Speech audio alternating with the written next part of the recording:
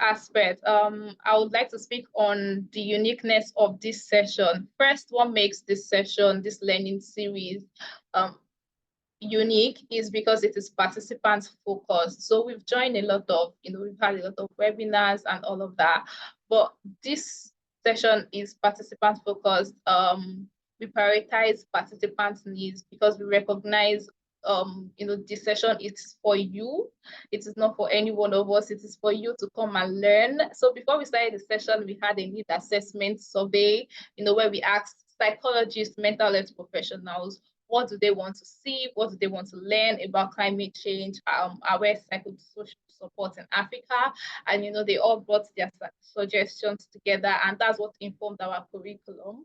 Another thing that makes this session very unique is because it is case-based. We like to make our session as interactive as possible. At the end of this session, we'll have, a case presenter come and share with us real-life experience of climate-aware psychosocial support as it is going on ground in Africa. So I think this is one thing that also makes the session unique. Another important thing that makes the session unique is because it is led by subject matter experts. So all our trainers, in our previous sessions and even today are experts in their own specializations and in their own field. African experts who have been doing this work on the ground for a long time, and they understand, the intricacies, between mental health and climate change in Africa. Yeah, next slide.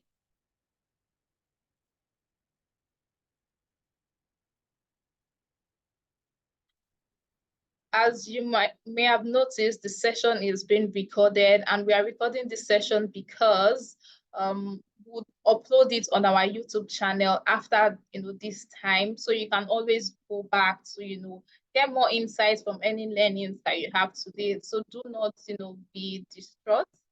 Anything that you missed will definitely be uploaded online, and you can always go back and share insights. You can also share with your community, share with your friends, share with your colleagues, so they can also learn better. So the session will be uploaded, and we'll definitely share a link with you after the session.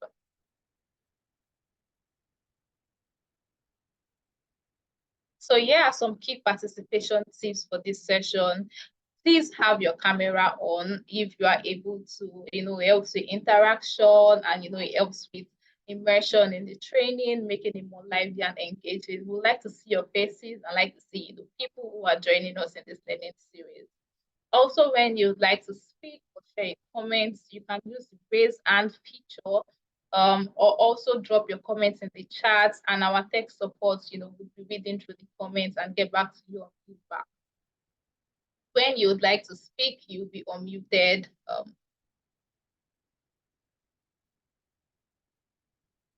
Previous slide, please. Yeah. So when it's time for you to speak, you will be unmuted by our technical support as mentioned earlier. So you'll be given time to speak.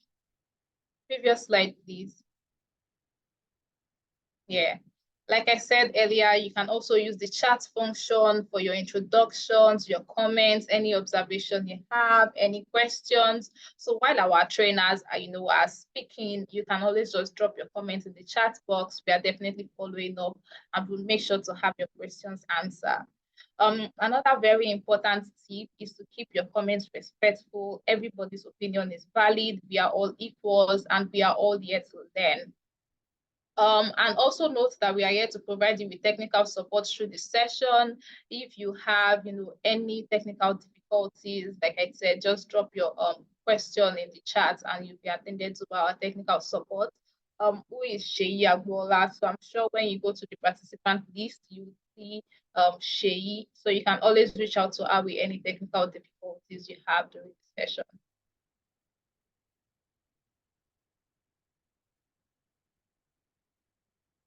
So I will go on to our agenda for today. And our first agenda, the first list on the agenda is the welcome, introductions, and guidelines, which I have read to you all, and we've all listened to. The next thing on our agenda would be the pre-quiz session, where we'll be testing your knowledge on some things around climate change and mental health, and would like you all to fully participate in this session. After, we'll have our first trainer come up and our second trainer right after the first trainer, and would have the question and answer session after both trainers have spoken to us all. So if you have any question during the trainers session, either trainer session, just drop your questions in the chat box. We'll definitely attend to it. And if you know you want to speak to it, you can always just jot it down somewhere, preferably in the chat box anyways. And after that, we'll have our case presentation. Like I said earlier, we'll have somebody who has been working on the ground in real life scenarios of these things we'll be learning today. After our case presentation, we'll have expert insights and a discussion around the case presentation. So if anything stood out to you, if there's a practice you'd like to adopt in your work, this is the place where you can come up and speak to it. After that, we'll have our post quiz, we'll have the reaction survey, we'll have our announcements, and we'll wrap up the session for the day. Thank you.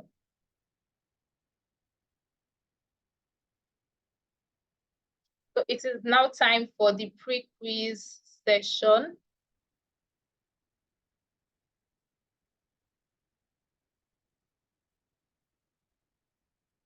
Yes, so I just got your question, Patrick. Yes, we'll be getting a certificate for people who attend 5 sessions in total, over 6 sessions that we'll be having for this series. You'll definitely get a certificate at the end of the total, project. So I hope this answers your question. So it is now time for the pre-quiz session. I would like to encourage us all to answer the questions. The questions will pop up on our screen right about now. It is not,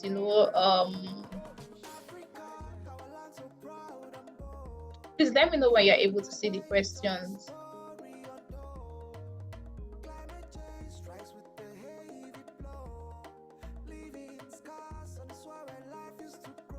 Okay. If you're able to, see the question, just put a yes in the chat box.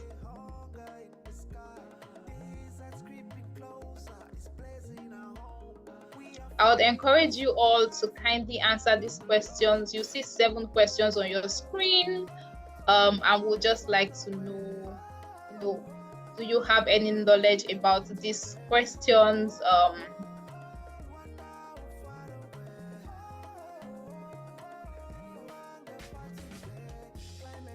Thank you, Tunde. Tunde says yes and done. Please be like Tunde. Just, there are multiple choice questions. Pick your most preferred answer. Yes, there are, right answers to this question, but that is not the main, purpose of this survey. We just want to test your knowledge. Like I said, this session is participant focused. We want to know what, the knowledge gained between now and the end of the session. At the end of the session, we'll also have a post quiz come up, which will also be the same questions, but I'm sure you answer them pretty differently after you listen to our trainers and you also listen to the case presentation. So the entire question of the entire point of this survey is to measure your knowledge gain, and we'd like a lot of you all to participate in this survey. Thank you, Shay. Thank you, Titi. Thank you, Tunde.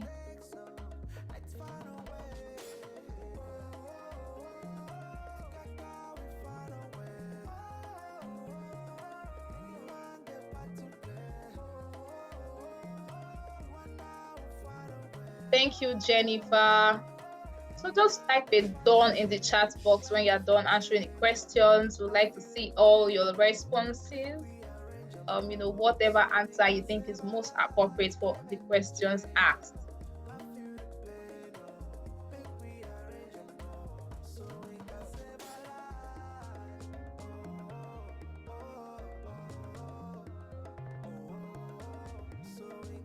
Thank you, Lekwa. I'm expecting to see more dons in the chat. I'm waiting for you all.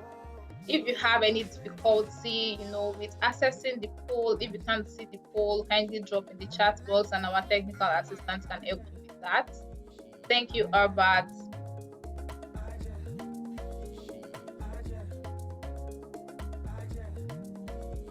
Thank you, Mary.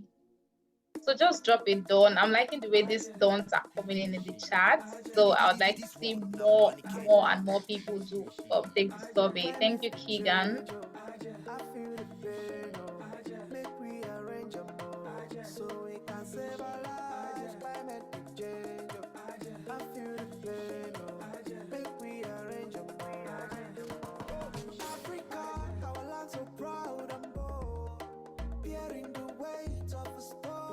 If you're having any problem, responding to the questions, kindly just drop a comment in the chat and we'll attend to you. I want to see more people putting down in the chat.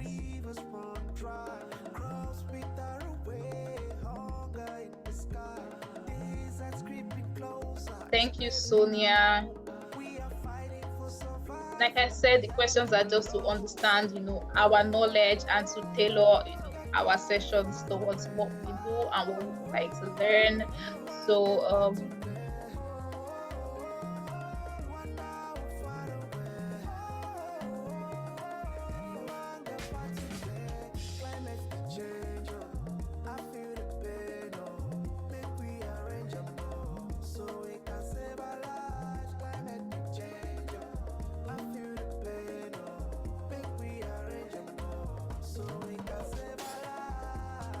if you are just joining the session, currently we are taking a poll survey. We have about 7 questions, just trying to understand what we know about cultivating psychological resilience before our trainers come to teach us. After this session, we'll be having a post quiz to measure knowledge gained between this free quiz and after we've learned from our experts. Thank you, Dorothy.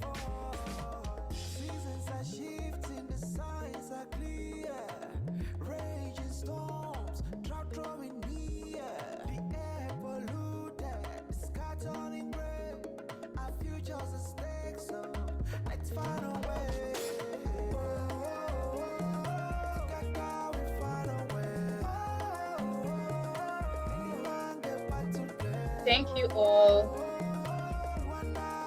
I'd like to see more people answer this session, questions.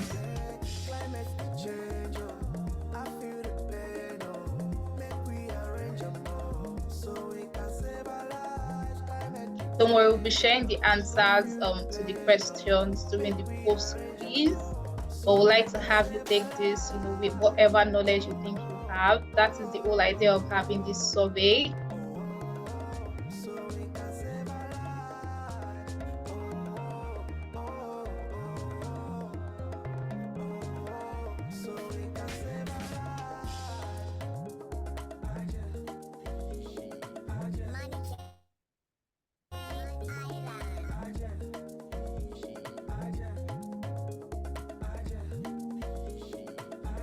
I would like to see more responses, please. If you're having any difficulty, please do let us know in the chat box. We'd like to know, what do you find easy about the questions? What do you find easy about the survey? So we can always take this into consideration for our next sessions. I would like to see more dons in the chat, please. Thank you, Prince.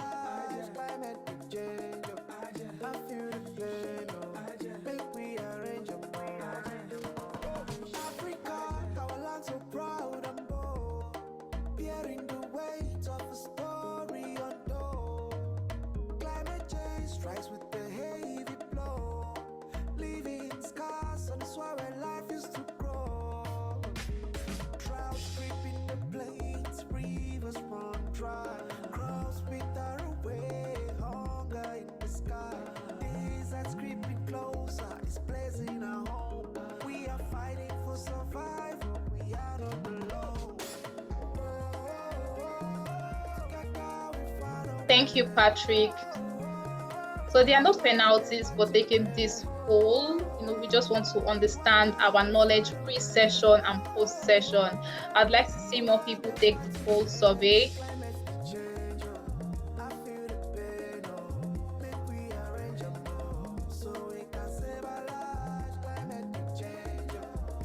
Thank you all. Thank you for the people who have taken this survey so far. We really appreciate you.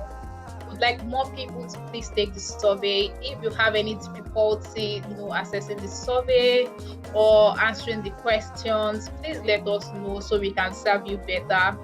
Thank you all for taking the survey so far. We really, really appreciate.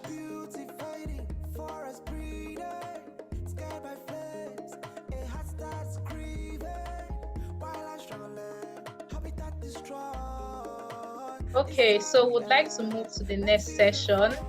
Thank you all that have taken the survey so far.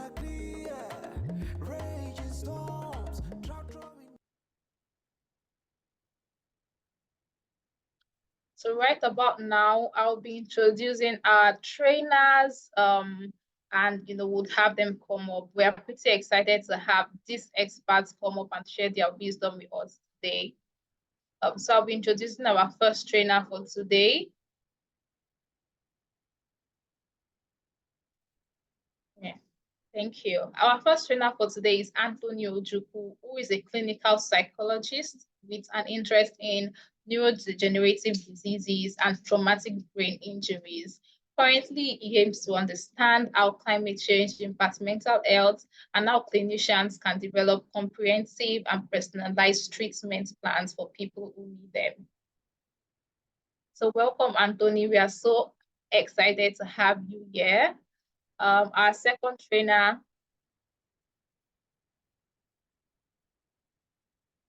Thank you. Our second trainer for today is Antoniette Akinyi. And Antoniette is a medical psychologist with a special interest in psychological impacts of climate change, particularly its impact on anxiety, depression, and post-traumatic stress disorder.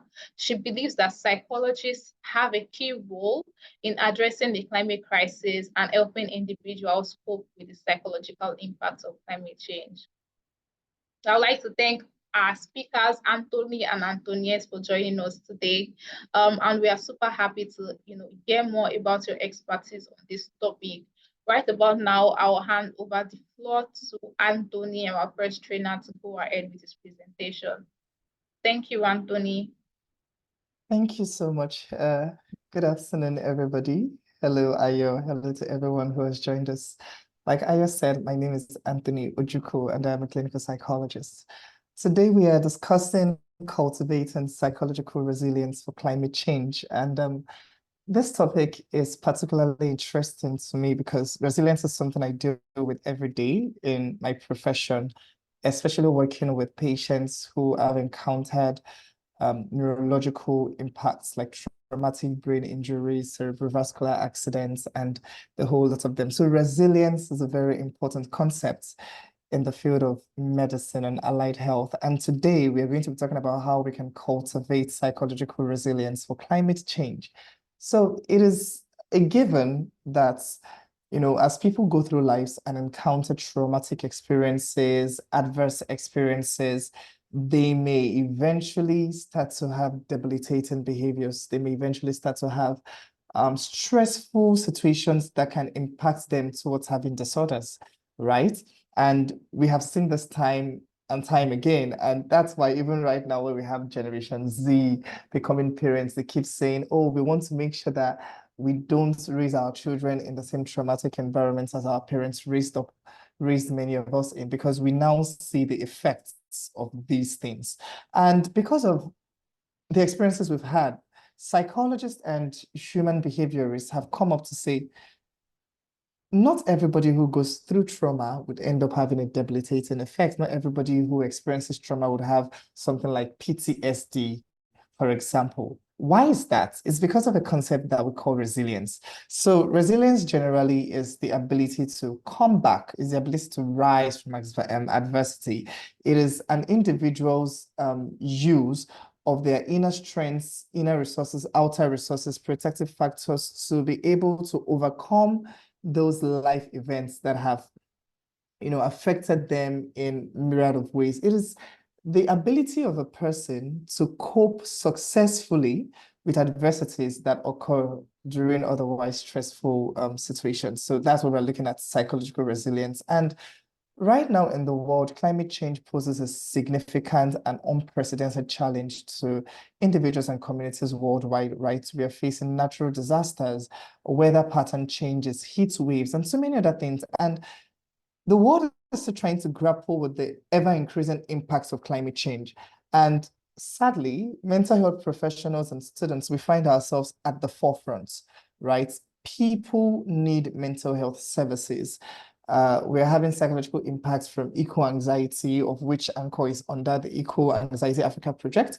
We have grief, we have stress, we have depression, we have helplessness, hopelessness that are plaguing us as mental health issues. So it is very important that psychologists recognize right now that they are needed in these critical situations that we're facing. And for the duration of our session, we're going to be looking at 5 different subtopics on that cultivating psychological resilience for climate change.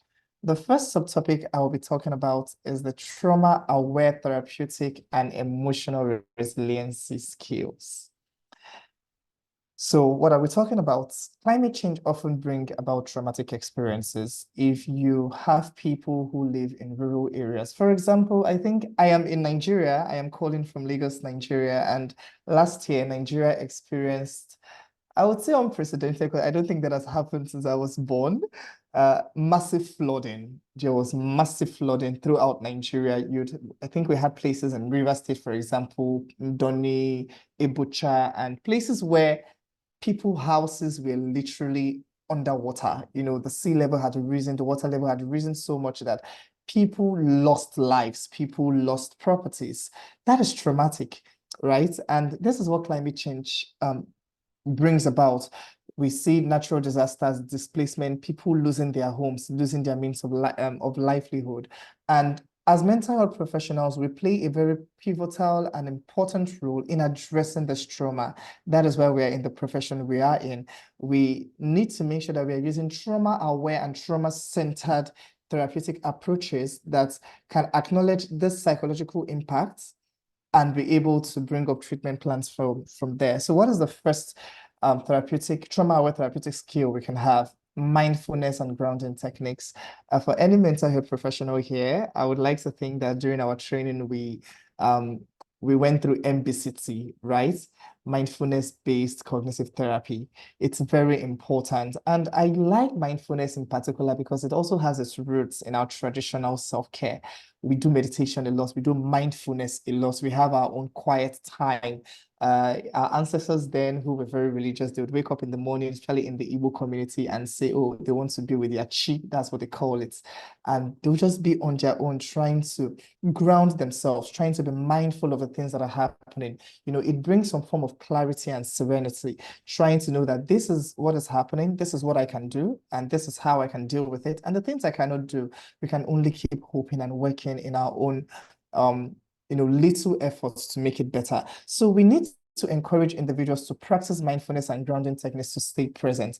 Techniques like breathing, meditation, sensory grounding. So when I mean sensory grounding, in primary school, we're taught we have 5 senses. Of course, we know that now there are more than 5 senses, but we're taught we have 5 senses. And I like to use these basics a lot, especially for people who have anxiety, people who are having panic attacks, right? What are 5 things you can hear? What are 4 things you can smell? What are 3 things you can see? What are 2 things you can feel? What is 1 thing you can taste, right? Making use of our sense organ, incorporating these grounding techniques for people who may be experiencing one form of distress or the other. If I tell you, okay, I am in this room, tell me 4 things you can see. You can, oh, I see a white wall, I see a yellow chair, I see this and that. We are incorporating those grounding techniques as therapeutic practices to help people, cope better and develop emotional resiliency, right? It's also important that the people that we are working with, we need to make sure that we are meeting them where they are.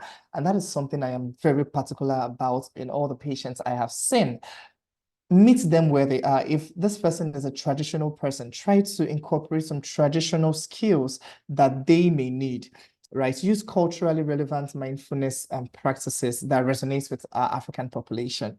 Traditional meditation, communal rituals, and it can make them feel some form of familiarity. The next one is narrative therapy. as Africans, we love to tell stories. I don't know how many of us grew up in the 90s. We know Tales by Moonlight. We used to watch it a lot on one of our broadcast stations. We love to tell stories, right? Folklore stories and everything. And it's a therapeutic way for us to come together to share our stories. They usually say a problem shared is a problem half solved, and there is catharsis, right? There is some form of relief when we're able to share our stories and realize that we are not alone in this. So let us encourage individuals to share their climate-related experience. That is one thing that Anchor does that I love so much about.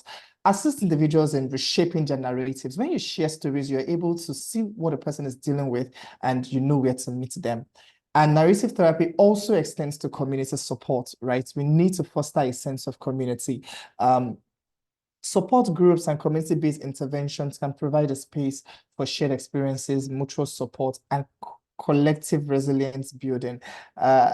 In school, when I was in clinical school, we were taught something called supportive therapy, right? And dance therapy was one of them. We had bibliotherapy where people like to read, but dance therapy, I loved it so much because there are people who, by dancing, they're able to unleash so many things that they have inside them. And with community support, you're able to engage in so many different things. There is art, there is dance, there is even singing. People have written songs. Our jingle that we're listening to was on climate change. It was a beautiful song. So these are ways that as mental health professionals, psychologists, psychiatrists, social workers, nurses, occupational therapists, we can come together to enable and foster trauma-focused therapeutic and emotional resilience skills. The next subtopic we're looking at now is how to integrate resilience building into healthcare practices. Healthcare professionals are on the front line once again. We witness the health impacts of climate change, and we need to integrate resiliency building into our healthcare practices. The first one, of course, is training programs for healthcare providers. I am a very big believer that you cannot give what you do not have. So we need to implement training programs, and not just for healthcare workers, but also for our students, right, who are up and coming. We need to provide them with the skills to be able to identify these mental health issues. If you don't know what to look for, you may not be able to find it in time, right? So we need to make sure that we have good training, standard training for all our healthcare providers. Climate change and mental health is still an ever-evolving and ever-growing subset of mental health practices, and we need to focus on that.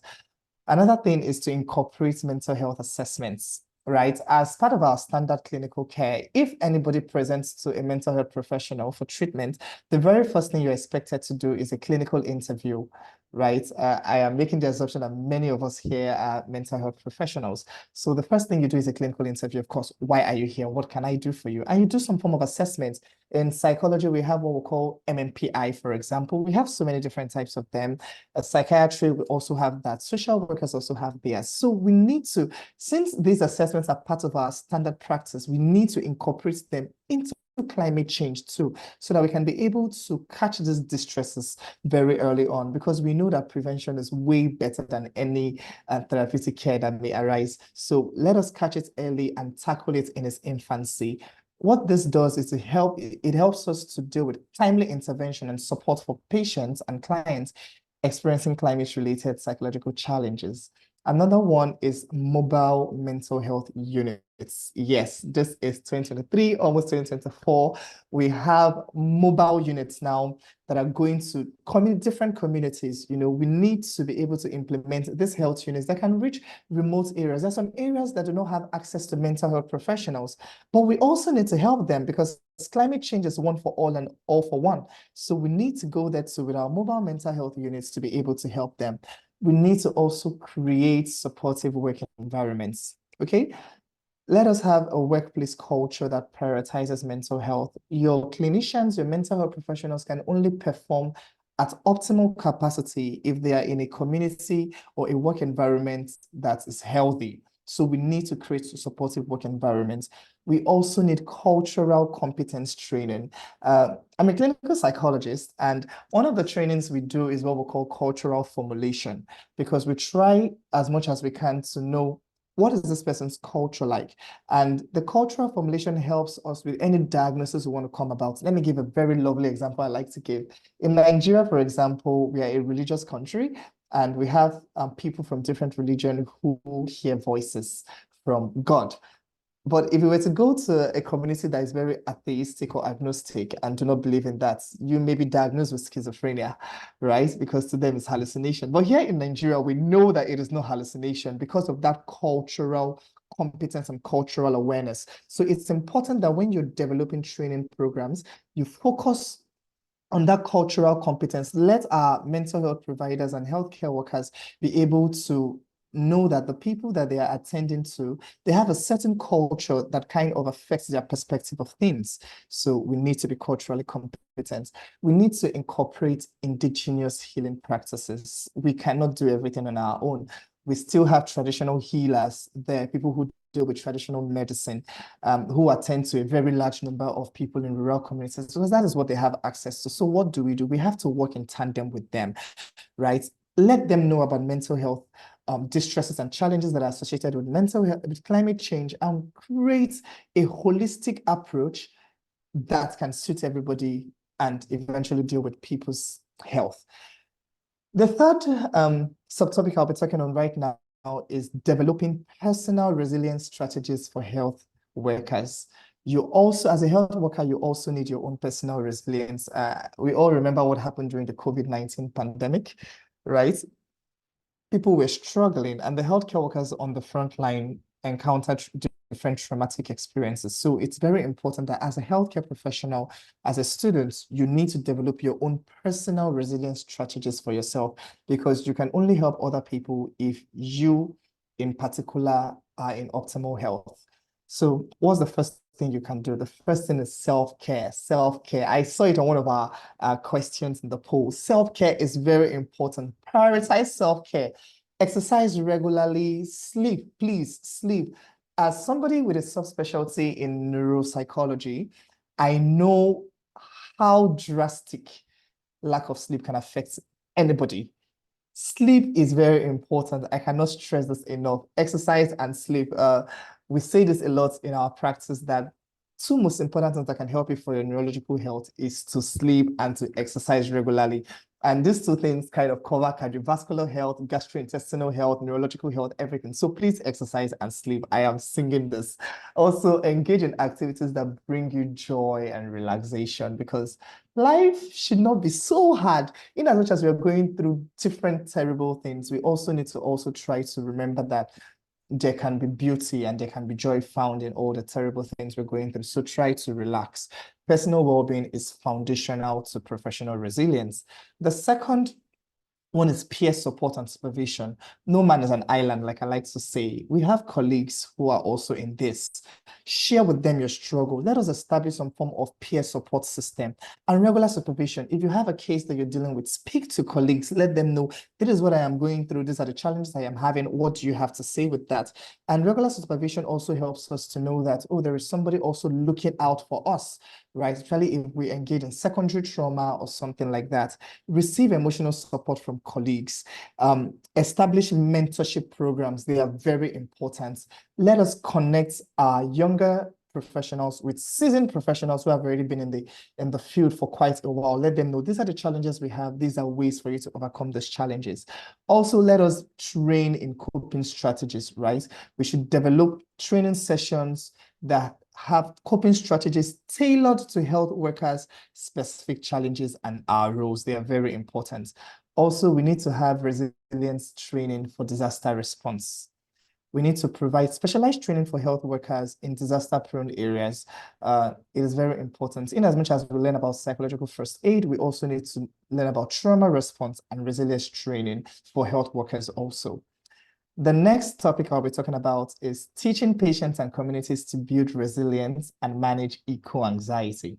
What is the first? Psychoeducational programs. Every psychologist or mental health professional knows this. Psychoeducation is like our holy grail in mental health world, right? When you have somebody who comes with substance abuse issue, what do? You psychoeducate, let them know the dangers of substance use, let them know this is how it is affecting their health, their interpersonal relationship. We deal with psychoeducation every single time. So let us also inculturate us, right? Let us inculcate psychoeducational programs for patients and communities to help them build resilience. Once again, what you don't know, you cannot give. So when they're able to know that this is what is happening, this is how to tackle it, it also helps them reduce their feeling of helplessness, right? So we developed these programs that inform individuals and communities about the psychological effects of climate change. This training includes understanding and managing eco-anxiety. Let them know what eco-anxiety is about. They should be able to recognize signs of distress, because when they recognize the signs, they are able to reach out to professionals timely and effectively. For example, when many of us feel chest pain, we know, okay, this can be either cardiovascular symptom, chest pain, indigestion. What do? You go to the clinic. Some of us go to the pharmacist because we are trained. We already know that this is a problem. The same way, we should also educate people on psychological distresses so that they're able to recognize signs of distress, and they're also able to build up coping skills. They may not always have access to mental health professionals, but with all of these things, they know how to move on from there and also handle some of these issues themselves. We need to campaign, right? Organize campaign. Let us make use of our media. Not everybody uses social media. I think there was a poll where they said, out of all the host subscribers for every social media on the planet, there are about 14 million in total. And Nigeria, we're over 200 million people in just Nigeria, let alone other African countries. Not everybody is on social media. We have our radio, we have our television, we have publishing, we have the newspapers. Let us use these avenues to also push forward our psychoeducational campaigns.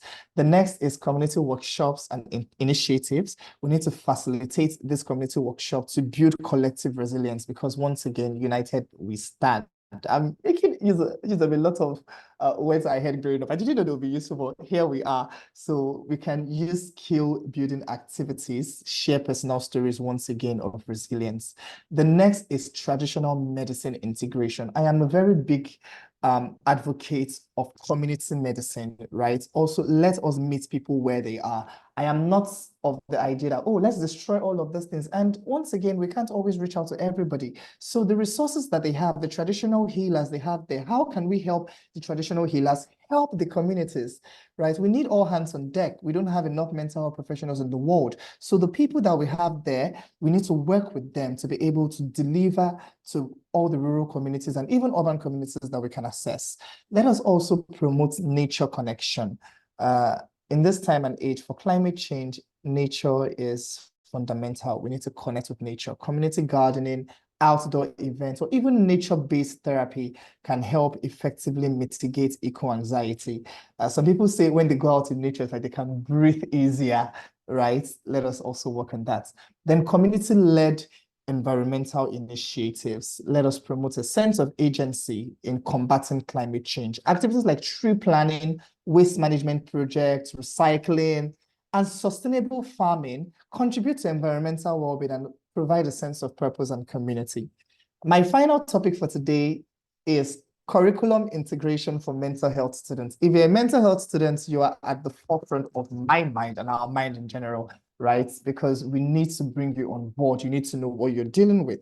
So the first is early exposure to climate change and mental health. In Nigeria, for example, where I train and where I practice, climate change and mental health is not part of the curriculum. It's not a foundational part of the curriculum. Of course, psychologists who deal with patients are making use of skills that they learn, CBT, ACT, MBCT, and all the other therapies that we know generally, but not specific to climate change and mental health. So we need to revise our mental health educational curricula. We need to include early exposure to the intersection of climate change and mental health. And how do we do this? We do it by integrating case studies, field work, having guest lecturers come to speak to us, go out into the field, send our students to communities to see what is happening, let them see how this trauma is affecting people. When you're able to see these things, you can have an idea of the kind of work that awaits you and what you can do, and even bring new ideas. I mean, certain people sat down and developed the new therapies we are using today, and our students can also do that and, foster progress and development of mental health treatment for climate change. Another one is internship opportunities. We need them for our mental health students. We need to give out more internships. We need to establish partnerships with local health organizations, and create programs that enable mental health students to work alongside practicing healthcare professionals. The best way to learn is on the job, like I always say. You can read all the textbooks in the world, but if you're not right there, focusing on working with people who are already in the field, it's not really going to be the same. Theory and practice sometimes are not so similar. So that is what we need to do. Create internship opportunities, very important. Also, interdisciplinary collaboration. No man is an island, right? With climate change, we're working with people who are studying environmental science, people who are studying public health, social work, psychiatry, psychology, occupational therapy, physiotherapy, and everything. Let us encourage collaboration. We are all in this together, like I always say, right? No single person has monopoly on climate change and mental health. And it also helps us to be able to have a holistic approach and understanding to climate change.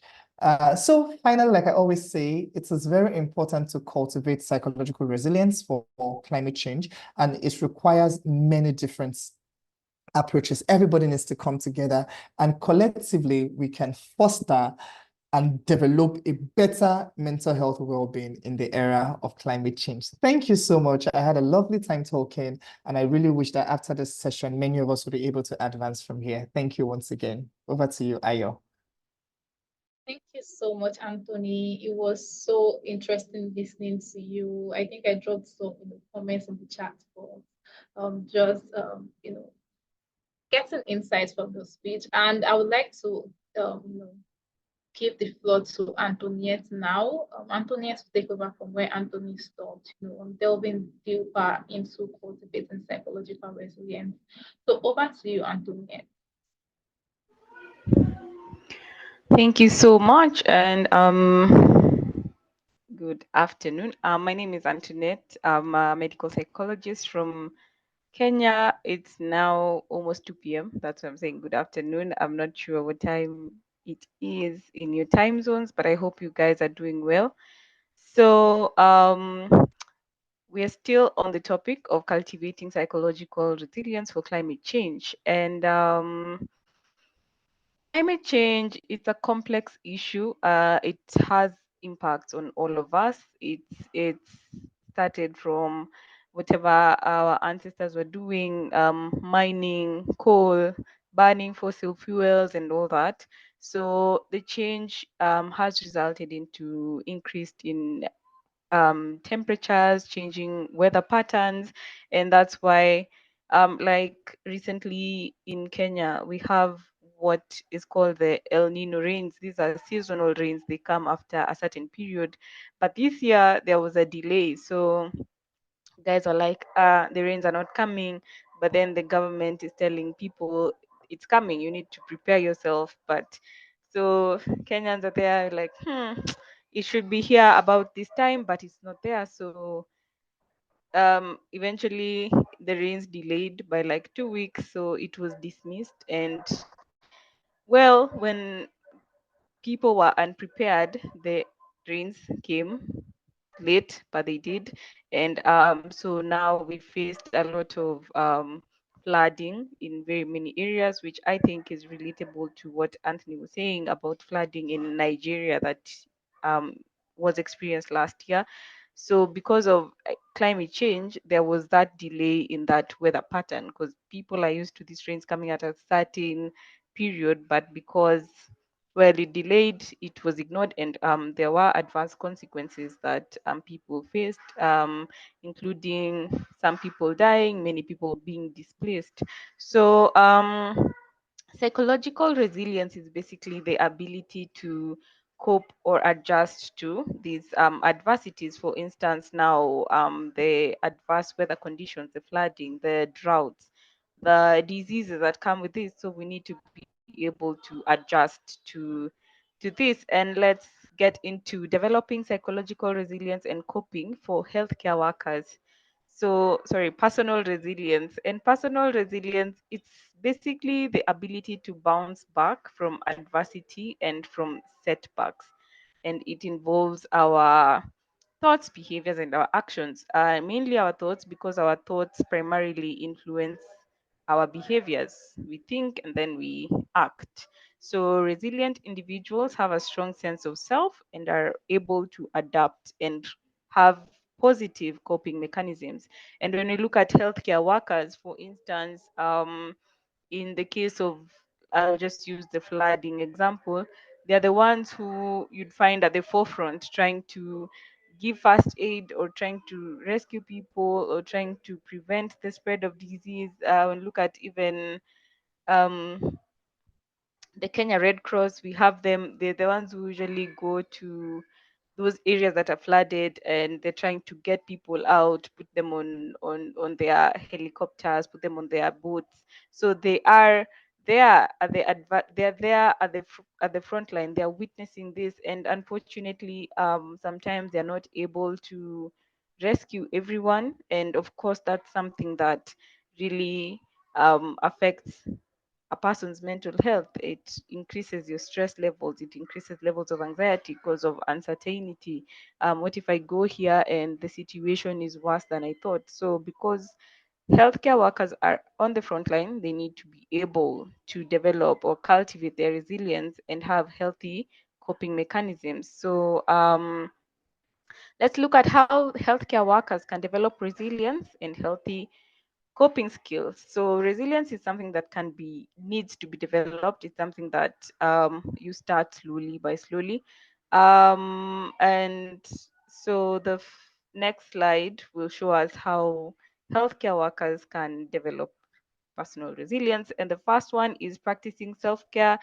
My fellow speaker, Anthony, has just spoken about self-care. He said that life doesn't have to be so difficult every time. So what is it that you can do to ensure that you're taking care of yourself? And the basic ones include ensuring that you're eating healthy, you're exercising, you're getting enough sleep. So those are the primary um, things that we need to do for as healthcare workers to ensure that we're taking care of ourselves. So nourishing your body is able to, you nourish your body, you nourish your mind, and you're able to take care of people who are relying on you, right? So you can also engage in activities that you like. What are your hobbies? Do you like reading a book? Do you like hiking? Very strenuous, but well, if you like it, we love it for you. Do you want to go for a hike? Do you want to ride a bike? Do you want to just sleep? I like to watch movies, so I'd like just my personal space to just get, a few hours to just do that, and then I feel refreshed and I'm able to come back and be able to support other people. Building social connections. I'll just be reiterating what Anthony has said because these are quite similar. He mentioned no man is an island, so you need to have social connections with people, build your social capital, because these are the people that you will rely on.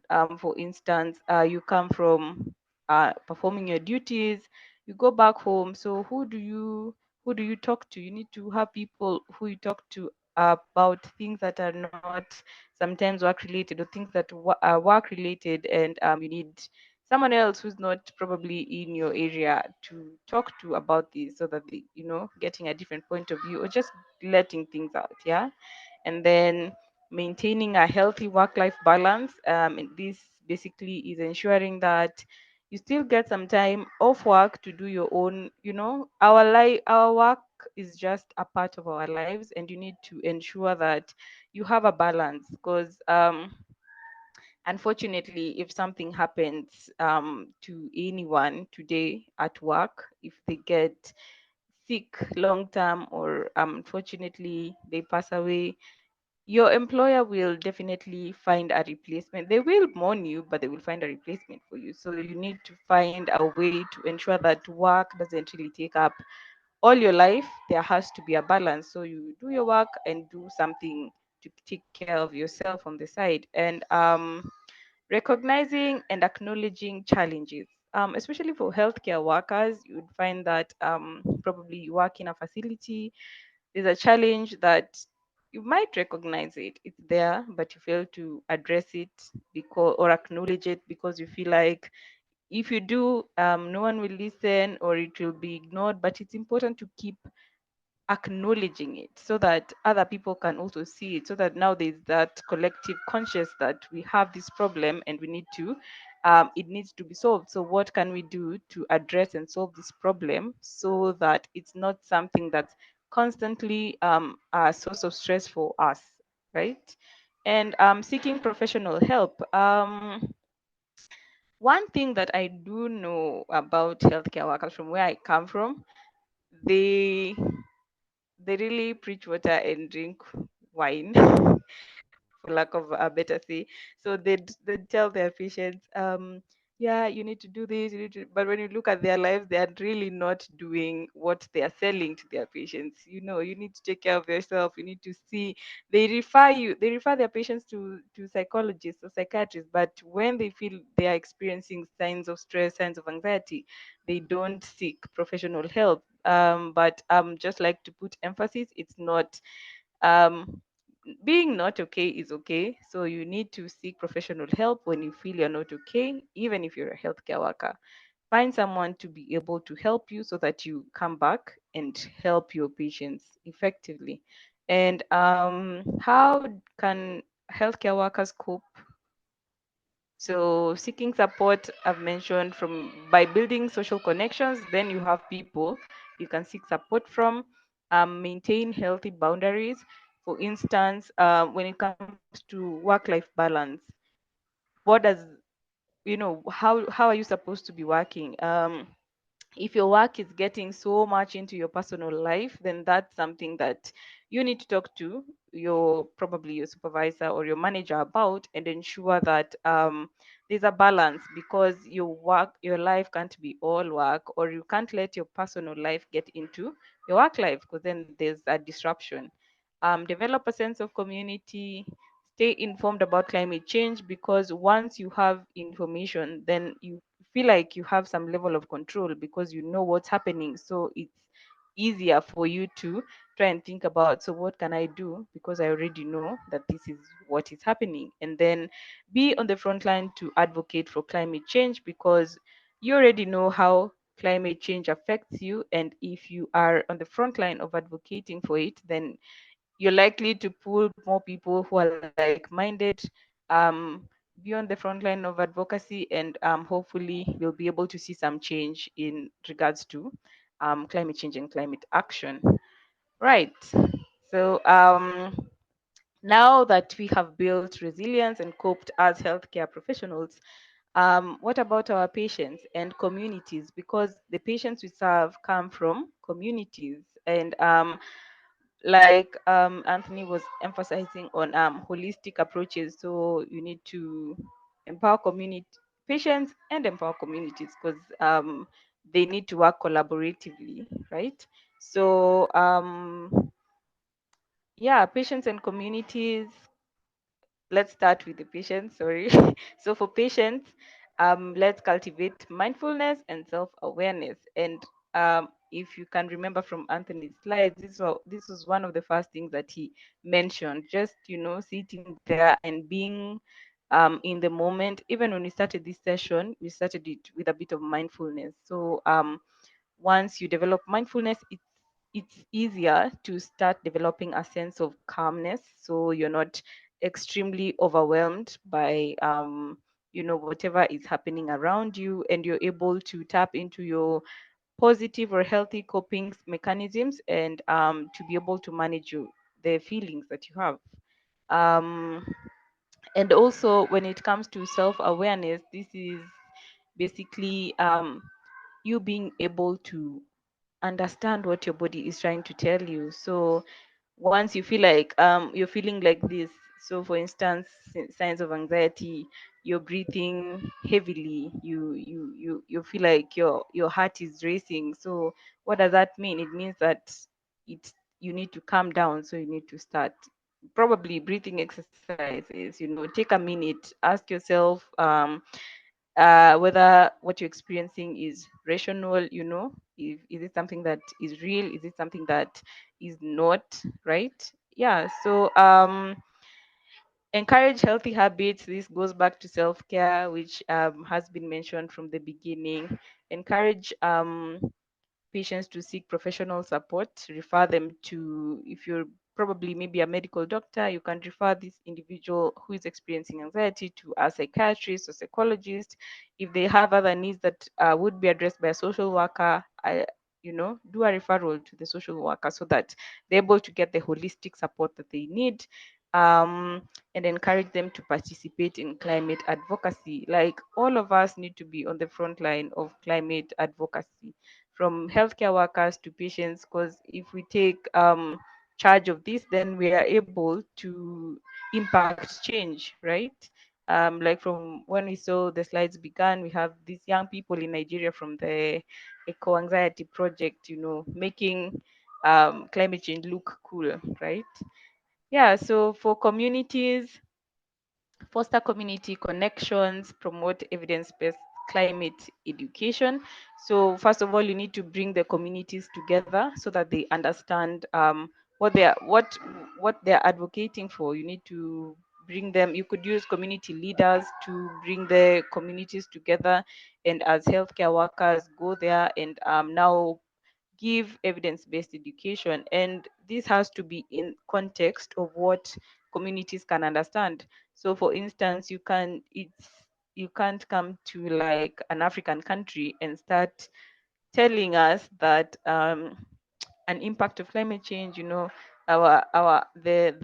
glaciers are melting, the ice is melting, it's increased, and some people have not even seen this ice and what it looks like, so they cannot relate. But then if you tell them about the extreme drought that the community faced or the extreme flooding, is because, so that's something that is evidence based. They have seen it. They haven't seen the ice melting, but they have seen the floods. They have experienced the drought. So it has to be something relatable to the community so that they understand that we need to do this so that we stop these adverse effects happening again. Have early warning systems for communities. You'd find healthcare workers are privileged to receive information firsthand, probably from the Ministry of Health or whatever ministry. Like, for instance, the drought incident I mentioned in Kenya, we had information from the ministries related that are relevant for giving us information on that, but you'd find some people in the community had no idea. So it was up to the healthcare workers close to the community to divert this information so that they are able to know early that you guys need to vacate from here because this is coming, or you need to do this so that they don't get affected by whatever negative um, negative um, weather patterns that are coming, if it's floods, if it's rains, if it's whatever. And then support climate change policies and advocacy. Again, everyone needs to be on the front line of supporting climate change and being part of advocacy. And once communities have information, then they are able to openly support these climate change advocacy policies and whatever is related to positive climate change, right? Yeah, so how do we engage communities in climate change adaptation and mitigation efforts? So communities will most likely engage in climate change initiatives once they are involved, once they feel like it's something that makes sense to them. And that's why I was saying it needs to be evidence-based, even from the community level. You need to show them that this is happening because of climate change, and this is something that's in your community. Because if it's something that's somewhere, something that you have had, they cannot relate, so they will not want to be part of it. So the first thing, first strategy would be to build trust and relationships. This is the community entry, speaking to the people in charge, setting up sessions where you can involve communities, talk to them about what's going on, build trust, and ensure that they want to engage with you and participate in this. Provide accessible information and education. So this information could be in form of the group gatherings, for instance, in communities. If they come to facilities, there can be, sessions set up for specific days for that. There can be booklets for that. There can be whatever you feel that would be able to pass information to members of the community, creating opportunities for participation. So this is, for instance, if there's you decide to do tree planting, engage the community, bring them in, give them the trees to plant, have fun with it, make it like a ceremony or something, so that they are participating in it, and it's something that they'll be looking forward to doing over time.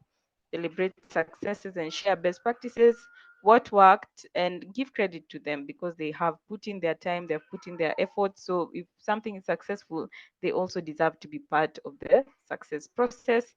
And empower them through capacity building. This is basically showing them what to do, showing them you need to plant trees because they do this. You need to use sustainable agriculture because this is what happens. You need to look at how you're disposing your trash. You need to use biodegradable materials because this is its benefit to the example, so that once they know, then they can keep, it's noble, they keep telling other members of the community of the importance of doing whatever you have shown them, so then it becomes a culture that is developed. Yeah, and so building community resilience to climate change related health risks is my final slide. So due to climate change, communities face significant threats to public health, and the risks include extreme weather conditions that can bring about floods and drought, there's air pollution, we have cut down so many trees, there's waterborne diseases that can come because of the flooding, there's food insecurity because there's no food, whether there's floods, whether there's drought, food is destroyed by these extreme weather conditions. So how do we ensure that communities are able to come back from this adversity caused by these extreme conditions? So the first thing would be conducting health assessments and identify risks that communities face due to climate change. So once you know these are the risks that they face, then you're able to go to the community and implement strategies to help them manage the risks. So is the risk flooding? So if the risk is flooding, are you going to put better drainage system? I don't know, whatever is necessary for them to be able to not face these risks anymore. Investing in health infrastructure and training. We have talked about training before, training for healthcare workers. Then there could be also training for the members of the community on what to do in certain situations. And health infrastructure, this one, healthcare workers should be at the forefront of advocating for investment in health infrastructure, because your patients don't really know everything that they need to receive from a healthcare facility, for instance. So as healthcare workers, you could be at the forefront to advocate for your patients so that they receive this care. Strengthening social support systems, because social capital is important to help you build resilience, to help you relieve stress. You have people to talk to about what you're going through. Um, Implement public health interventions to address climate sensitive issues such as vaccinations. So we might have an outbreak of a disease that could be stopped by vaccination. So this is public health concern. It's an intervention that can be implemented. Empowering communities to take ownership of their own health and well-being, encourage them to do self-care, tell them what self-care activities involve, and then they're able to do this and limit the number of times that they get sick. They take ownership of their well-being and advocate for policies that address climate change at local, national, and international level, which is a point that has been reiterated on and on and on. It has to start from me, it has to start from you, it has to start from the community level, so that we scale up to national and international level, so that we're able to address climate change concerns. So that's it. Thank you so much for listening to me. I will end it there and hand it back to Ayo for. Thank you so much, Antoniette. I really appreciate you joining us today and sharing your expertise with us. This session has been very insightful for me. I don't know for you, but I've really learned a lot on building psychological resilience, not just for communities, not just for your patients, but even more importantly as a health worker. Like Anthony said, you cannot give what you don't have. And if you are the mental health professional, you're not immune, like Antoniette also said, you're not immune to psychological, stresses and distress. And when you also take care of yourself, you are in a better position to also take care of other people and encourage other people and support other people. And that is why we are here, to learn how to support other people to the best of our abilities. Thank you so much. I really liked, the self-care strategy from Anthony, especially Dan. I think that's something I'm going to be trying out, just silly dancing and nothing too serious. I think that is really helpful to just, remove every ounce of seriousness and just get back to the basics, and caring for ourselves. So thank you all so much for listening so far. Now it's time for our question and answer session. And we have one question in the chat, which we'll just be able to take. If you have any question, you can drop in the chat, and we'll have the speakers share their answer or the response to your questions via email. So Jennifer asks, how can we start a peer support group, especially when colleagues and friends don't seem to care about the problem? And that also aligns with a thought that I had in my head. It's very easy to just say go to communities and speak to them, talk to them about climate change, tell them the importance of this and that. But as Africans, or even speaking from my perspective as a Nigerian, it can be very hard to get people to listen to you. It can be very hard to get people to understand. One thing that we are beginning to see is behavioral change is very difficult to implement, and it takes a very long time. Some people don't want to change, no matter what evidence they see. To the contrary, they still don't want to change. So I would, leave this to our speakers. How can you start a peer support group in this condition when, your colleagues and friends don't seem to care about the problem? So, Antoniette, would you like to take that? And then, yeah, just like a 1 minute response to that.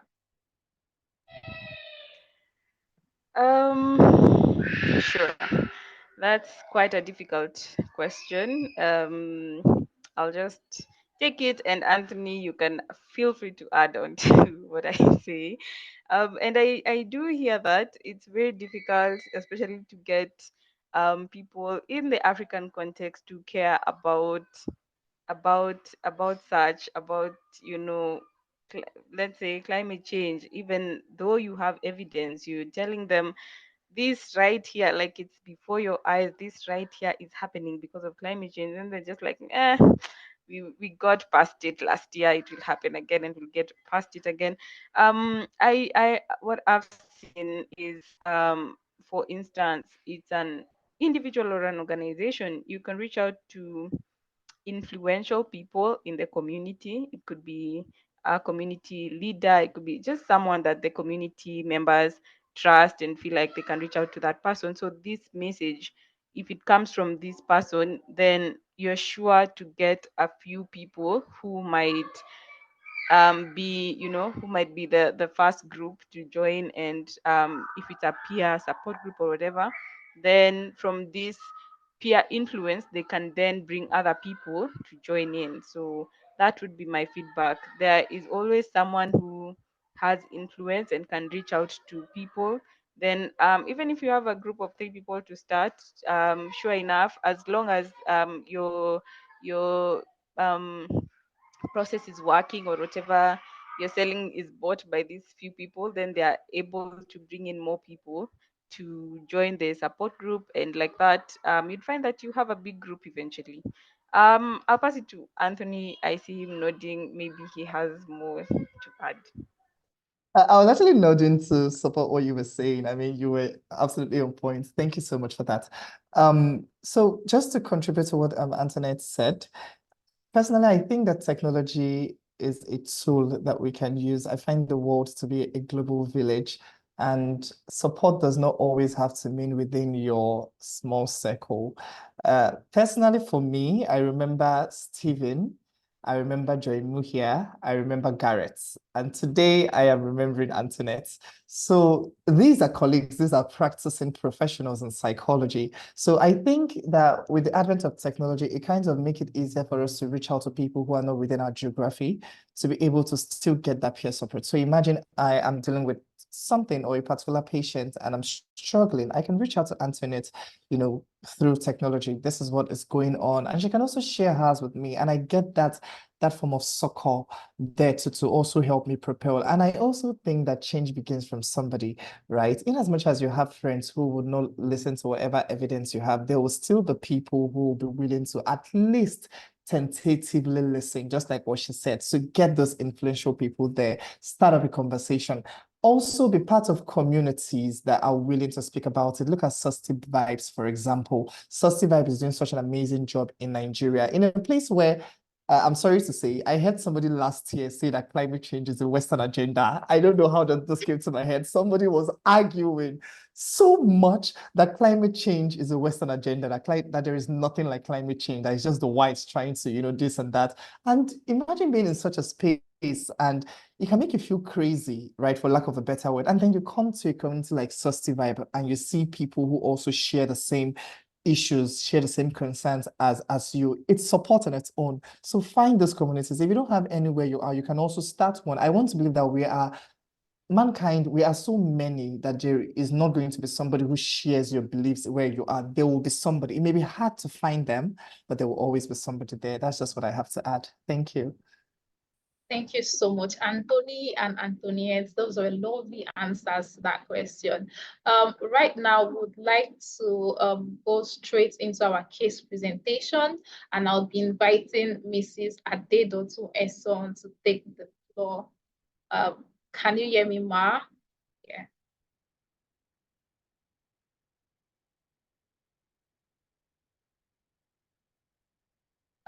Shay, please, can you assist with unmuting Mrs. Eson, please?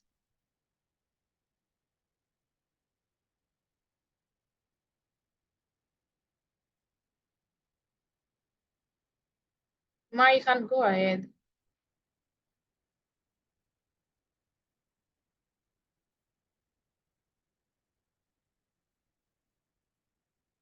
Okay, good afternoon, everyone. So Good it's I afternoon. think yes, it's still morning where I am though. I'm 1 hour behind Nigerian time, so good to hear from everyone. And Anthony and Antoinette, thank you so much for laying a beautiful background.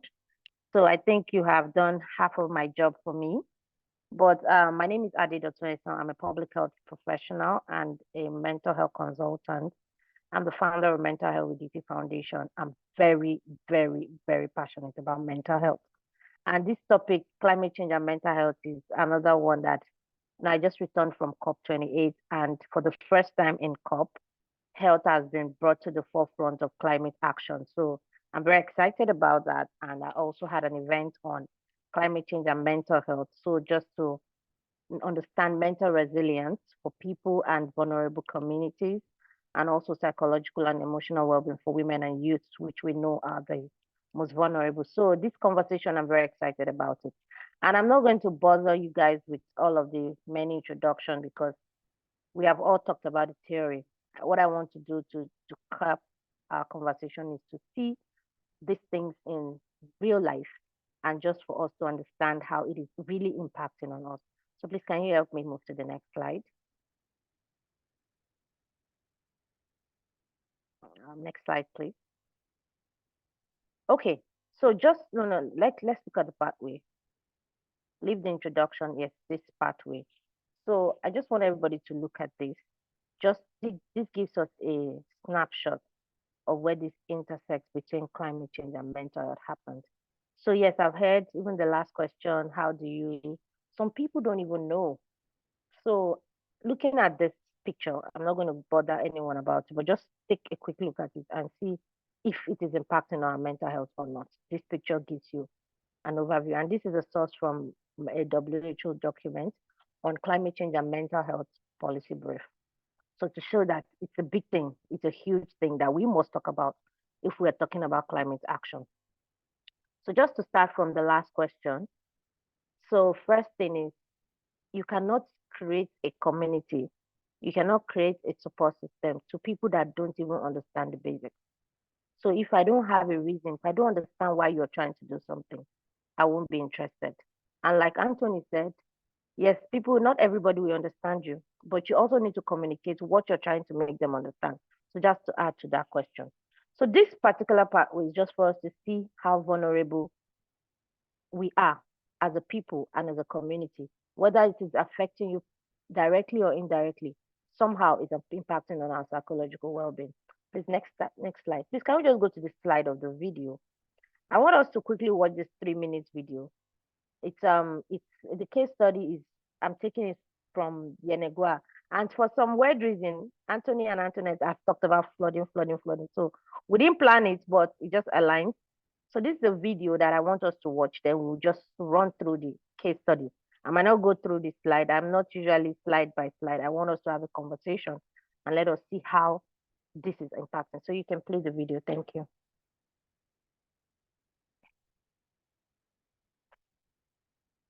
No, you're not playing the video.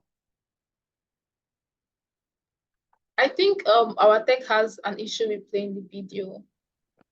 Do you want me to play from my end? Let me share my screen from my Are end. you Is that are you possible? able to do that? Yeah. I can just open the slide. I have my slide here. Just give me a second.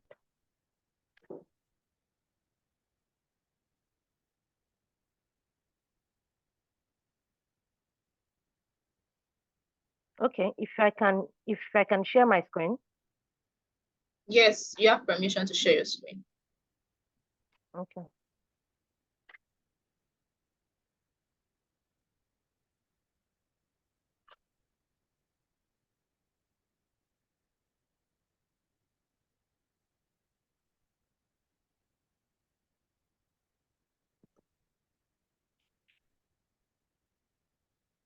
So please just confirm if you can see my screen. Yes, I can see your screen. Yes, and I can see the video. It's moving.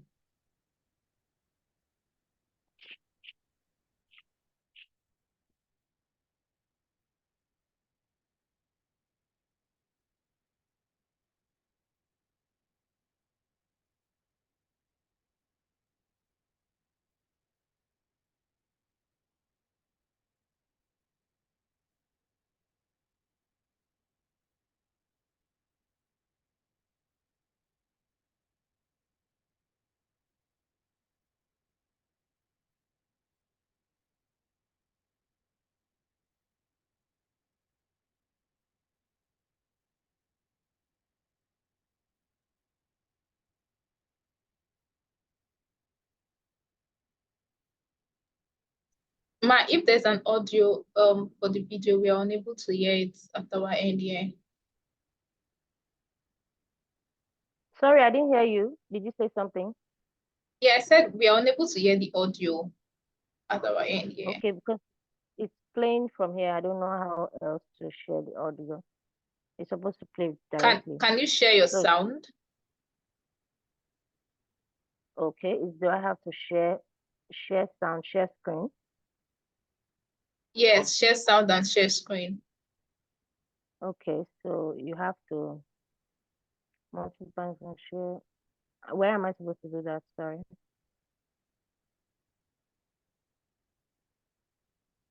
Okay, Ma, Let's share my I think you need screen. to just stop sharing and then try and share again. And then as you're about to share your screen, down below at the bottom left, you see share sound. Then you click that. Okay. Then you can now share. Okay, thank you for, okay, I'll stop and share again, right?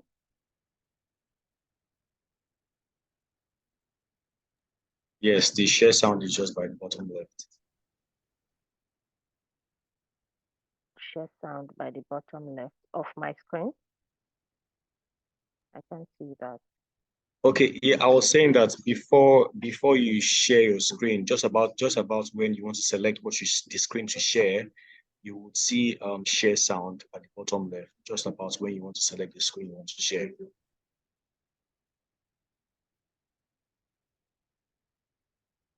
Share option. Okay. So I have just a second. Please permit my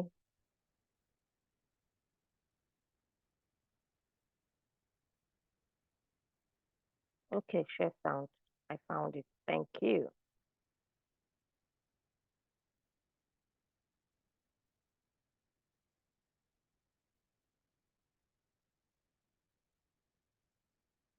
Topography with labyrinths of rivers and other water bodies Are you here of now? cooler low topography with labyrinths of rivers and Yes, other I Please can. confirm. Okay, okay. Sorry for that time. water bodies of small. Flood is a natural phenomenon, and flooding is a perennial experience in Bayelsa State due to its peculiar low topography with labyrinths of rivers and other water bodies of small and large proportions.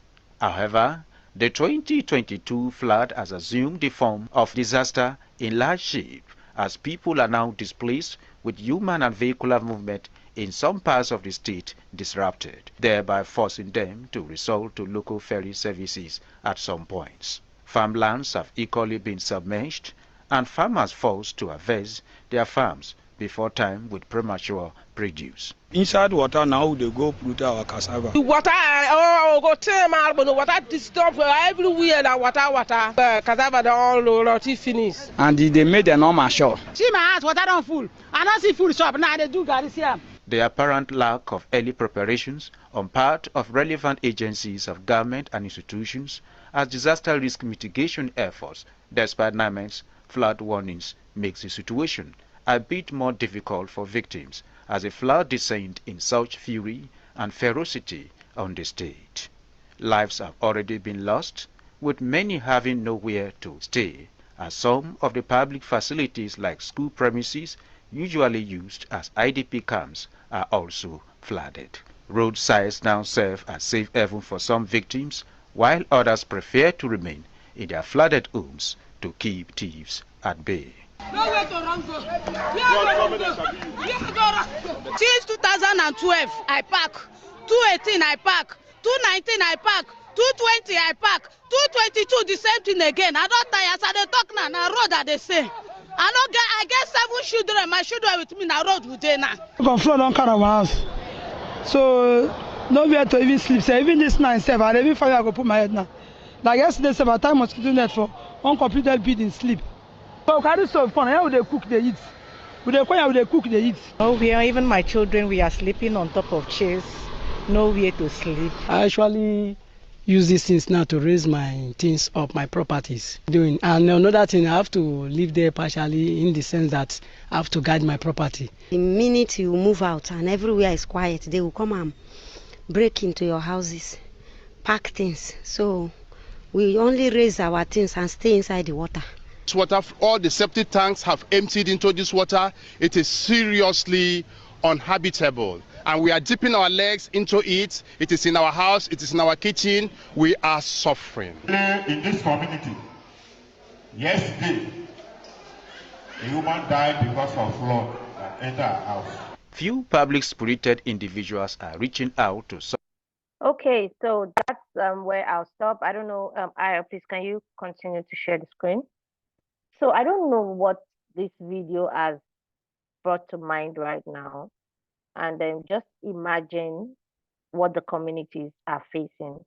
And this has been a repeated thing for them. So please go back to the 2 slides before the video.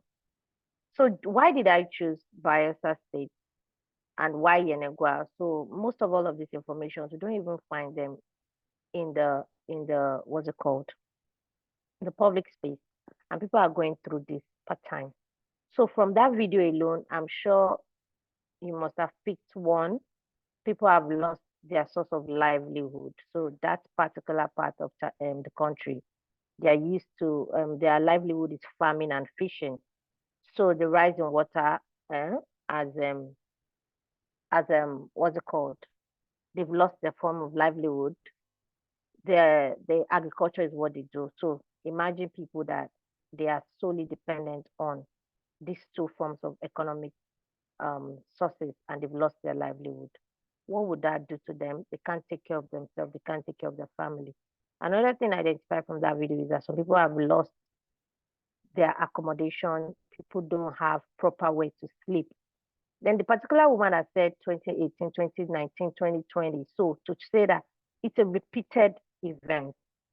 So first of all, they are even afraid. Once rain falls, I'm sure the first thing that comes to their mind is flood. So post-traumatic stress disorder, confirmed for those kind of people. Then health, physical health, they're vulnerable to physical health. So imagine all of these things happening in one community.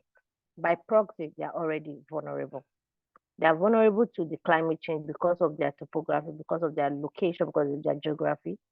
They are vulnerable to economic breakdown because they've lost their source of livelihood. So what is working for them? What are they going to do as a people and as an individual? Please, next slide. Next slide, please. Next one. So some of the aspect that which Antoinette, I don't want to overflog this because I would have loved us to have a conversation around this video. I don't want to overflog this. Antoinette has mentioned all of this, and this is happening to people. So those that are experiencing drought, we have seen that an increase in suicide ideations for farmers because they don't know how to do it. Then another thing that we've seen in Nigeria too is the increase in conflict. So communal conflict for land, people are trying to move from different places to relocate to another place, and they want also their voices to be heard. So people are afraid that if this thing happens, people will come into our space, they'll come and share what we have with us. There's already the reduction in food supply. So all of these things. But like we've been talking about eco-anxiety is one of the biggest issues that comes because even some of us that have not experienced this firsthand, once it's happening in somewhere like your neighborhood, somewhere, somehow, it's going to happen to you next. So someone was giving an example while we were at COP about how a family friend of his died of hypertension because where they live in Lagos is always flooded. So when it started raining, he just said, "Hey, rain," and the guy slumped and died. So imagine the anxiety this person has had from back to back. So these things are happening and there's nothing we can do about it. But how do people build resilience? Which Antoinette has expatiated a lot. If the community, next slide please, the communities cannot build resilience. If they don't even understand, like that's where I am very big on the awareness. Many communities don't even know how to deal with these things. They don't even see it as a problem.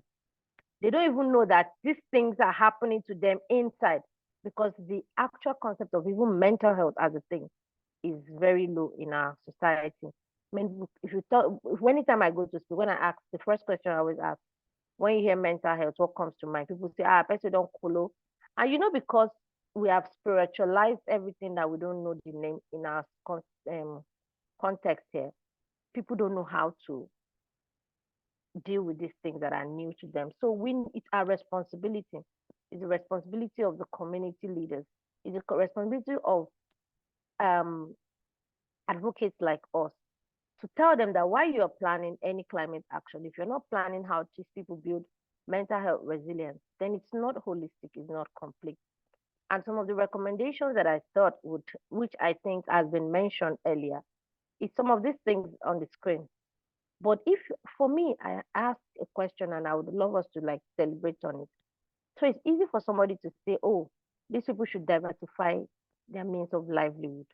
How do they diversify means of livelihood where they stay, what they know is this thing? So is the government even thinking about this for them? And is it the responsibility of the government? So these are things that I would like maybe one or two comments from the video and all of these recommendations that I've been saying. Are these feasible? Are these things that people can really do? And there's this huge conversation around net zero, net zero, net zero. And my own concept is even the fact that you're asking the world and everybody to go towards net zero, is it visible for our context? Is it something that we can achieve?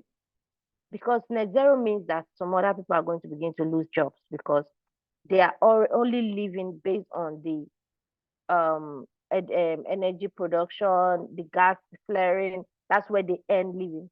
So when we move to net zero, is that not going to also build another set of mental health problems and making people more vulnerable to open suicide and all of this eco anxiety and mental health issues? So these are the things that I would love, because personally I feel the theory has been said, but let's be practical. What is really visible in our context?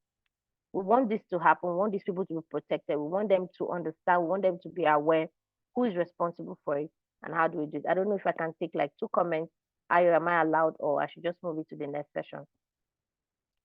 Next slide, please. Yeah, so we'll just have people drop their comments in the chat because they're unable to mute. And then you can always just look at the chat box. Oh, okay. I would appreciate that if people leave their comments, because I am personally, I say, okay, we want to build resilience, but how much can we really do as a community? And how much is it? Because we have a lot of conversation around, climate action. There's no one size fits all per community. So if you look around Nigeria, we have those that are experiencing flood per time. We have those that are experiencing erosion per time. We have people that are experiencing drought. Because of the huge use of land, people that are mining a lot, deforestation and all of that. So different parts of the country is experiencing different impacts of climate change. Do we say one size fits all?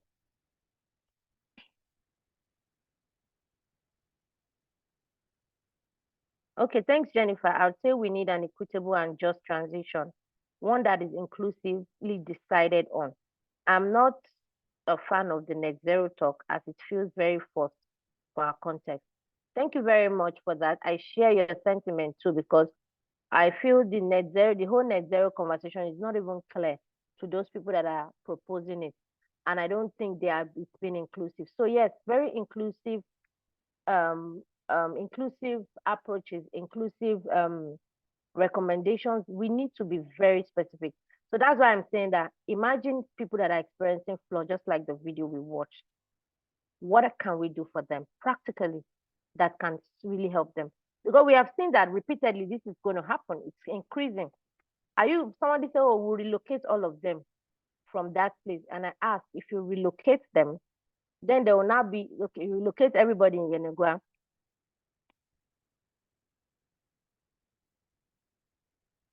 Okay. Thank you very much, Hope. So I think the issue of diversifying income is a weight shared on both government and people, but also hinge heavily on government support. Exactly. So you're very right. And that's what I also share, because I tell people, if the government has built and invested in social welfare of the people, they have basic source of livelihood, they have basic source of information, they have proper risk. So I studied in India, and there's a state in India, it's called Orissa. Orissa always have, I think 2 times in a year, they have this wind water, this thing. Sorry, what I've just skipped my head now. So they have it in May, it's in April and May, and they have it in October. So they're aware. So what the government of Orissa does is twice that year, they already have the information. They relocate people, they provide relief already before it happens. So it's called, what's it called? It's not tsunami. This wind thing, I skip my mind, this huge wind that, what's it called now? So I have a friend who is from there. It's called, I've forgotten, sorry, but it's the one with a huge wind, and it carries water into the town and it's flooded. So they already have emergency preparedness for this. They know it happens twice a year. They already prepare for it. We do not have such things in Nigeria. So that's where the government comes in. Emergency preparedness, risk management. So buffer things, people things like You buffer these people with all of this because you cannot relocate them 100%. But we in Nigeria, do we have plans for such things? That's one. So yes, I believe that the government has a part to play. We as a community also have a part to play. Okay, I have 2 minutes. Thank you. So this conversation, I don't think 10 minutes is enough for it, but we can continue to have this conversation by, I just want to say that it's important to know that community response to climate challenges are dynamic and context specific. That's what I've been saying. Yenegua strategies may evolve based on the severity of climate impact, available resources, what resources are there available based on information or financial resources or the preparedness information and the collaborative effort of residents and external stakeholders. So even those people that are staying there. So I tell people that you cannot keep waiting for government. If, for instance, we know that we are prone to all of this impact of climate change, what are we doing as a people? We also need to do that. But before people will know they need to do that, is they need to change their mindset. So there needs to be a mindset shift that it is not just the government. We live here. How can we make this place that we live in better for us? So if we can promote that, if we can invest in awareness on mind shift for the people, especially the most vulnerable, that also will go a long way. And ongoing assessment and adaptive management are crucial components of effective climate resilience in communities such as Yenagoa and every other communities that experience it. So thank you guys for listening, and I'm very happy to continue this conversation.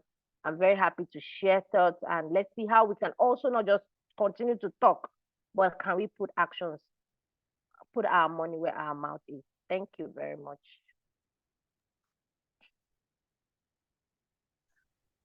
Thank you so much, Ma. That was, very brilliant and insightful. Especially the video, it was very, emotional. Seeing people in distress and the fact that the effect of the flooding is not just a one-time thing. It's something that is continuous. It's something that they will keep feeling. Like you said, PTSD is already certain for them, and it's really sad to see that. And as for me or other people like me who experience anxiety indirectly, it can be very triggering, seeing all this kind of videos and information. But we also need to expose ourselves to these incidents, to these disasters happening, so we are able to connect to climate action and work through climate justice. Because as much as these people would like to get just treatment themselves, sometimes they don't have the voice to go to high places, and they need people like us, mental health professionals, who can take their case as our burden and try to create solutions for them. So I'm really, really happy for your thoughts that you shared with us. If you'd like to connect with any of our speakers, you can always check them out on LinkedIn. They are definitely on LinkedIn. You can always check them out and connect with them, and also check their work out and see what they've been doing so far. Thank you so much, Ma. This is very interactive and impactful for me personally. Due to our time, we'd like to go to our next session, which is the poll. If you were here earlier, I'm sure you must have taken the pre-quiz, and now you'll just be having these same questions for the post-quiz. So we'll have the same question you answered for the pre-quiz right now, just to test your knowledge. Like, we've learned a lot from Anthony to Antoniette to Mrs. Esson. They've shared a lot of nuggets, they shared a lot of germs, and I'm sure you've definitely learned one or two things from what they've been saying so far. And this is why I said, we are just trying to compare knowledge and see knowledge gain. Definitely, you are not the person that you were at the beginning of this session from the insights and knowledge that they have shared, with us. So I would like us to you will see the post question on your screen. And if you can see that, kindly drop a yes in the chat box and answer the questions with the answers you think are the most relevant to these questions at the moment, compared to what you've learned so far. So just drop a yes in the chat box, and when you are done, drop it done so I can give you a shout out. Thank you all so much for staying till now. I'm sure you've been learning a lot, and we'd like to see you in our other sessions. So thank you all, because I really don't have much to say apart from thank you. It's really, exciting to see you have been with us from our first session, and this is our fourth session, and you are still here. So if you answered your question, kindly drop it down in the chat box, and I'll be checking to see, people who have been following us or sure. Like I said earlier, no penalties for the questions. It's just for us to understand the knowledge gained. We've received so many insights today, like a lot. So we'd like to just see, do you understand what you've learned so far? And how does that affect you answering the same questions after the session?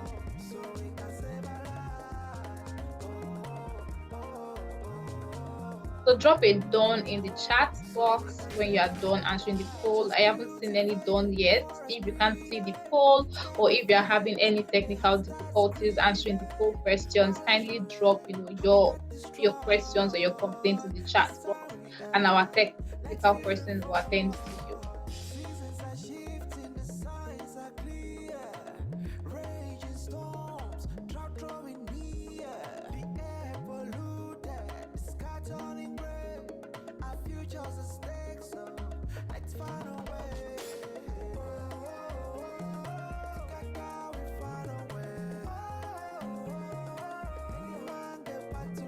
Like I said, there are no penalties for this session. It's just to understand knowledge gain. We'd like to know what you've learned so far. That is why we have our speakers to share this wonderful insight with us, so we can learn. That is why we are here, to learn more. And I'm sure you've learned a lot, on cultivating personal resilience, on cultivating community resilience, on cultivating resilience as a health worker. And even a real-time example of how people are experiencing, the impact of climate disasters on their mental health. Like, we literally watch the video, we can see physically, signs of distress, signs of anger, signs of fear, even for their property.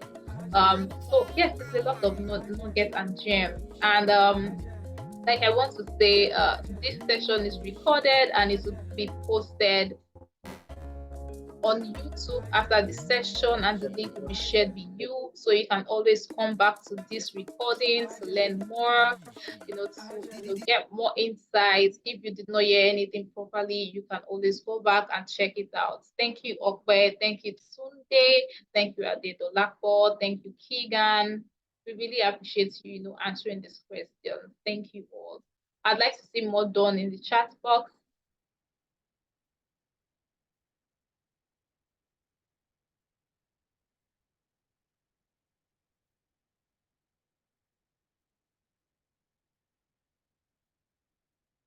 Thank you, Samson. Thank you. This one, now money can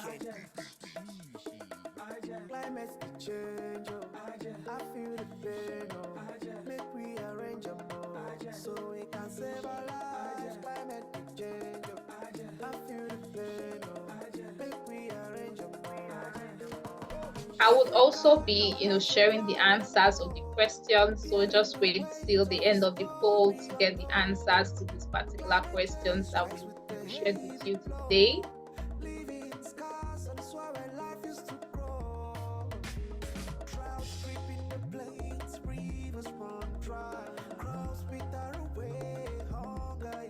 I would like to see more dons, please. Thank you, Olaide. Thank you so much. No penalties, as I keep repeating. It's just to understand our knowledge gained so far, pre and post session. So thank you for taking this survey and helping us with our analysis.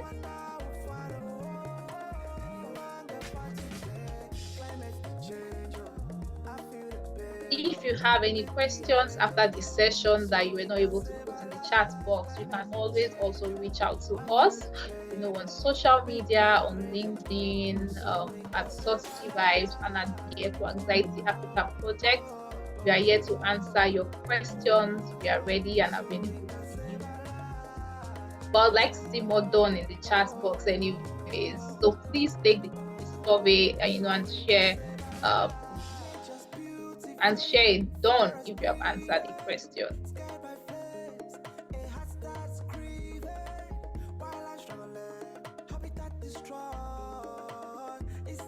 You guys have been amazing so far in all our sessions. We do, say it's hard about time, but yeah, it's because we've been learning so much, and there's so much, our speakers have to share in 10 minutes. Like it's literally not enough.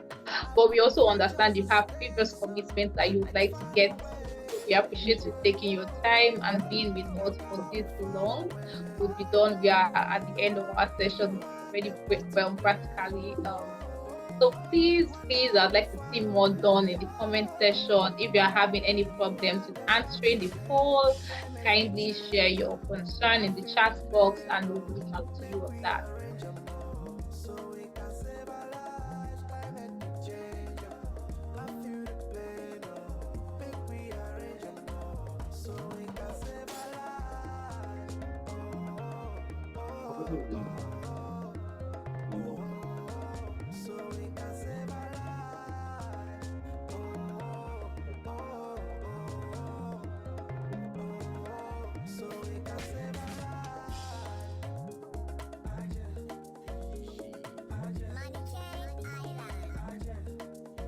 Thank you so much. Thank you all so much for answering. I would like to read out the answers, and while I'm doing that, another poll will pop up on your screen, and that's our reaction survey, where we'd like to know what you thought about the session, what changes you'd like to see, was it as interactive as possible, and all of that. Yeah.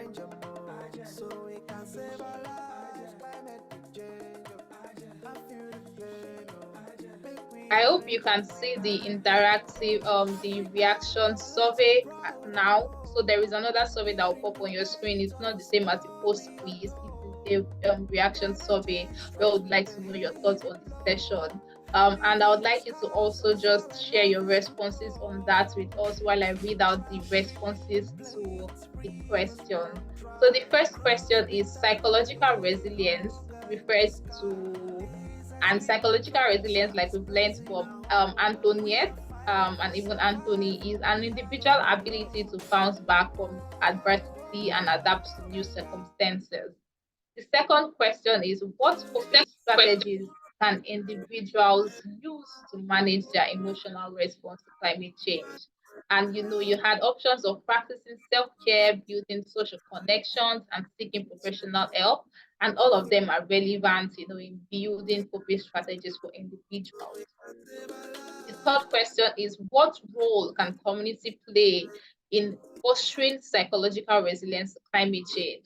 And you have community connection, you have enhancing community education, you have engaging community in climate change initiatives, and all of them are correct. Having communities come together is a good way to build resilience for them. The fourth question is, how confident do you feel in your ability to support others who may be experiencing psychological challenges due to climate change? There is no correct answer to that. This is just for us to know, from what you've learned now, are you able to support people better as a mental health professional? The fifth question is, should individuals take responsibility to act on climate change? And yes, definitely, from what Anthony, Antoniette, and even Ms. Esson has shared with us today, it's very important for us to take our agency and work for climate advocacy.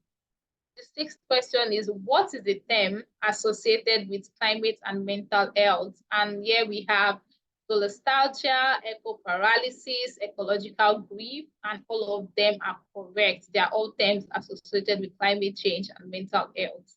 And the final question is, how do you think psychological resilience can be cultivated? And like Anthony said, we need a multifaceted approach. It's not just community-based, it's not just focusing on individuals, it's not just focusing on health systems, but everybody have to come together to create change. Thank you all so much for being a part of this session. We truly, truly, deeply, deeply appreciate you. And we look forward to seeing you in our fifth session. Like I said earlier, this project is running for 6 sessions, and this is currently the 4th session. Our next session is going to be on case studies of climate and mental health interventions in Africa. So we'll be getting more real-time examples of these, interventions in Africa, and that will be coming up in January. We'll definitely share with you, details to join the session via email, and we look forward to having you join us for our 5th session. The more sessions you join, the more validity for you to get a certificate. So we are super happy for you to keep joining the sessions. And at the end of the 6th session, people who, get to the cutoff will definitely be given a certificate for participating, in the Anchor project. So thank you all so much. We deeply appreciate you, we appreciate you for being here, for taking your time and for being with us till now. We hope to see you in our next session in January.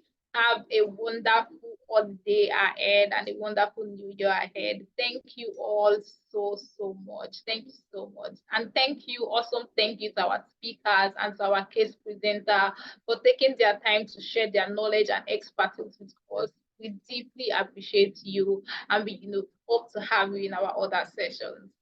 Thank you all and have a good rest of the day.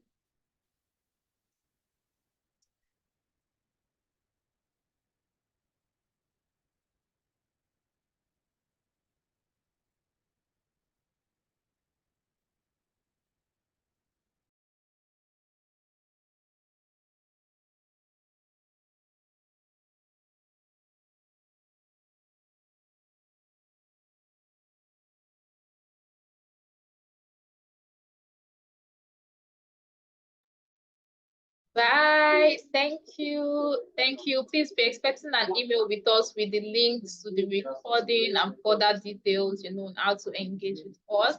You can also follow us on social media at Saucy Vibes on Instagram, LinkedIn, Facebook, Twitter, now known as X. Whatever social media platform you are active on, we are definitely there. At Saucy Vibes, SUSTYVIBS. Thank you all so much. Bye. Have an awesome day ahead and have a wonderful